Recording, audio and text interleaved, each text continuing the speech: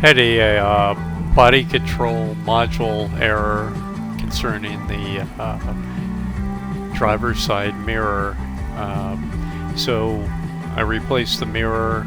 It was a vertical style error that was showing up, and I'm using Forscan obviously to get in here to clear the code, and apparently it has two pending codes, and what you need to do is go down to the bottom left hand side at the second triangle and click on that. I kind of was clicking around a little bit here, but you can see that the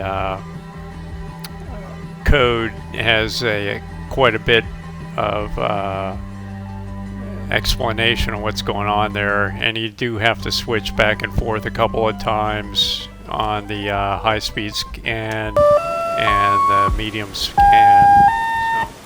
So. Órbita 106.7 FM.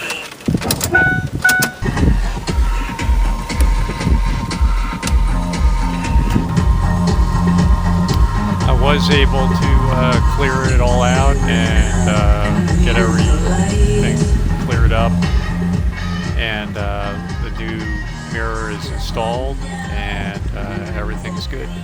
Thanks.